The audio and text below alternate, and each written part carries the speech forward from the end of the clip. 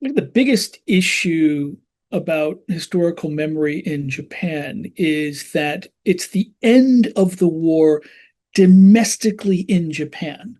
So the dropping of the two atomic bombs preceded a few months prior by the air raid incendiary firebombing of Tokyo. 120,000 basically in each city die within a few hours or obliterated in a few hours. And it's the memory of that suffering domestically in Japan that becomes then the memory of the war. What the Japanese fail to recall is the memory of the pain and suffering that the Japanese caused at the periphery of empire or throughout the empire outside of the main islands. And so that's, I think, the biggest gap, that the Japanese recall their own suffering, particularly in the later stages of the war.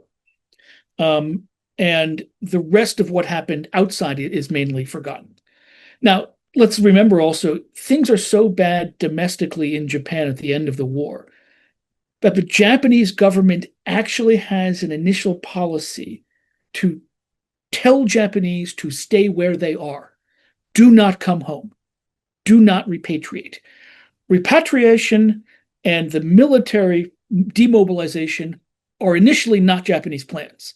They are forced on the Japanese by the Allies, mainly the Americans, because the Japanese did not want the empire to get sucked back into a crumbling state. No food, no work, no housing, no future, no hope. 10 million, approximately, 10% of the population, 10 million people coming back, 7 million civilians, 3 million soldiers, is not going to help things out. So everyone wants the empire to stay where it is. Here's the amnesia in Japanese kind of historical memory. Unlike European colonies, unlike, let's say, former Nazi occupied areas, the Japanese don't have to deal with all the problems of decolonization and de-imperialization. Everyone does it for them. They're the ones who repatriate the Japanese. They're the ones who get the soldiers to lay down their arms, take the records, and then get the Japanese to return. The Japanese themselves don't have to deal with it. The Japanese on the main islands of Japan, who are there at the end of the war, have to deal with rebuilding Japan. And that becomes their first plan. And so empire is forgotten about. And therefore, Japanese responsibility for empire is completely kind of cut out of the picture. And it doesn't really return in some ways until, I would say, kind of perhaps the 1970s and the 1980s, when people begin to talk about Manchukuo and Korea and Taiwan and the colonies. So post-war Japan politics focuses on rebuilding.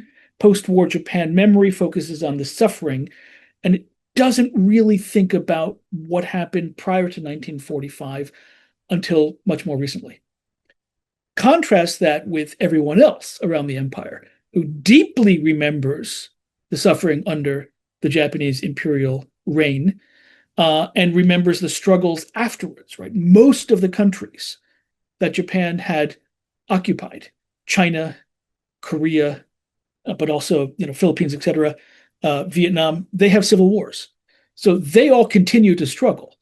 And therefore, the history of the war and the history of that continued struggle in a civil war remains very important to them and very close to their heart. Whereas Japan kind of is on the path, is an entirely different path. It's on a path toward reconstruction. So its history is completely divorced post 1945 from the history of what it had caused, but also the history of post-empire in East Asia.